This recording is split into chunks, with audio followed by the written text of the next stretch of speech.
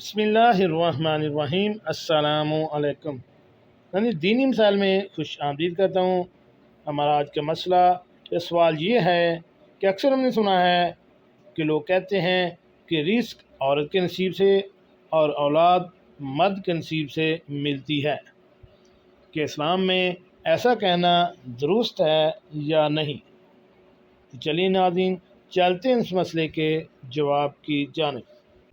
ناظرین، سوال ہم تفصیل کے ساتھ دوبارہ دہراتے ہیں کہ کیا یہ بات درست ہے کہ رزق عورت کے نصیب سے ملتا ہے اور اولاد مرد کے نصیب سے؟ کیا احادیث میں اس سے متعلق کچھ بات آئی ہے اور یہ بات کہنا ٹھیک ہے یا نہیں؟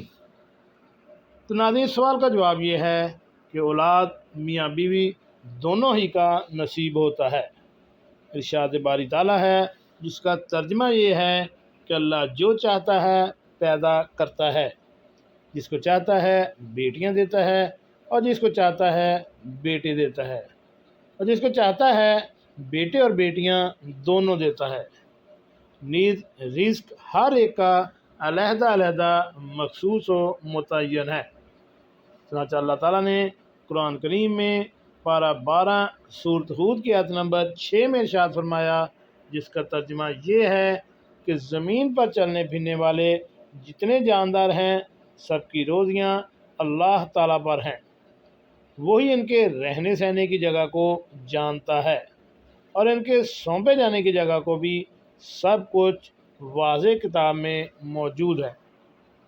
اس کے علاوہ بخاری شریف کی حدیث کا مفہوم ہے کہ جب بچہ 4 ماہ کا ہوتا ہے تو اللہ رب العزت فرشتہ کو بھیجتا ہے کہ اس کا رزق لکھواتا ہے، گویا اس کا رزق پہلے سے ہی مختص کر دیا جاتا ہے، جس میں کوئی کمی بیشی نہیں ہو سکتی۔ لہذا مذکورہ جملے کی کوئی اصلیت نہیں ہے، یعنی یہ حدیث سے کہیں بھی ثابت نہیں ہے، لوگوں کے اپنی طرف سے من گھڑت ہے۔ ناظرین، یہ فتویٰ نمبر بھی دیا گیا ہے اور اس فتویٰ کو دینے والے ہیں علامہ محمد یوسف صاحب، جامعہ علوم اسلامیہ بنوری ٹاؤن والے۔ اگر آپ کو اس مسئلے کے متعلق کسی بھی قسم کا کوئی ابہام ہے تو آپ ہمیں کمنٹس باکس میں کمنٹس کر سکتے ہیں، اور ایسی معلوماتی ویڈیو حاصل کرنے کے لیے میرے اس چینل دینی مسائل کو